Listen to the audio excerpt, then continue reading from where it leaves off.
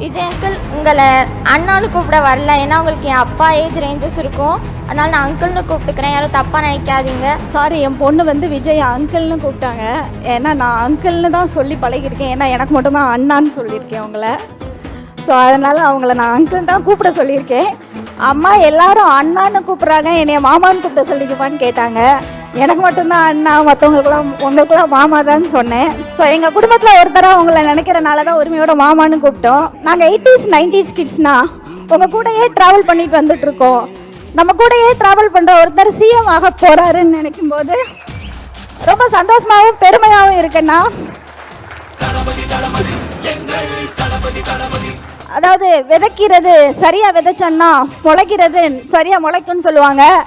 அங்கே விதைச்சிருக்கீங்க, இங்கே முளைக்க ஆரம்பிச்சிருச்சுன்னா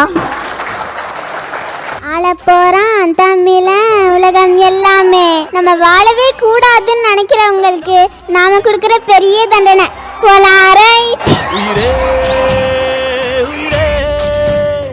உயிரை உனக்கு தரவா. எழுவோம் எழுவோம் உன்னால் எழுவோம் பின்னா. விஜய் அங்கிள் உங்களை அண்ணான்னு கூப்பிட வரல, ஏன்னா உங்களுக்கு என் அப்பா ஏஜ் ரேஞ்சஸ் இருக்கும், அதனால் நான் அங்கிள்னு கூப்பிட்டுக்கிறேன், யாரும் தப்பாக நினைக்காதீங்க. அங்கிள் நீங்கள் ஸ்டூடெண்ட்ஸ் ஆனீங்க, எல்லாரையும் உங்களோட பிள்ளைங்களாம் நினச்சி ரொம்ப சிறப்பாக மோட்டிவேட் பண்ணுறீங்க. ரொம்ப ஹாப்பியாக இருக்கு அங்கிள். உங்களோட சேவை தொடரும், நீங்கள் நினச்ச மாதிரி ஒரு சிறந்த தலைவராக இருக்கவும் எங்கள் எல்லாரும் சார்பாகவும் வாழ்த்துக்கள் அங்கிள். வணக்கம்ண்ணா. சாரி, என் பொண்ணு வந்து விஜய் அங்கிள்னு கூப்பிட்டாங்க. ஏன்னா நான் அங்கிள்னு தான் சொல்லி பழகியிருக்கேன். ஏன்னா எனக்கு மட்டும்தான் அண்ணான்னு சொல்லியிருக்கேன் அவங்கள. ஸோ அதனால் அவங்கள நான் அங்கிள் தான் கூப்பிட சொல்லியிருக்கேன். அம்மா எல்லாரும் அண்ணான்னு கூப்பிட்றாங்க, என்னைய மாமான்னு கூப்பிட சொல்லிக்குமான்னு கேட்டாங்க. எனக்கு மட்டும்தான் அண்ணா, உங்களுக்குலாம் மாமா தான் சொன்னேன்.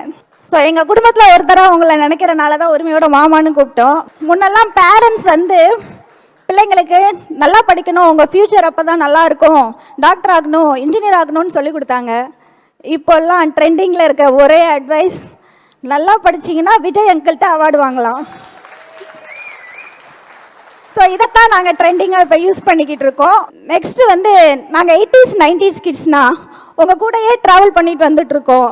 நம்ம கூடயே ட்ராவல் பண்ணுற ஒருத்தர் சிஎம் ஆக போகிறாருன்னு நினைக்கும் போது ரொம்ப சந்தோஷமாகவும் பெருமையாகவும் இருக்குன்னா,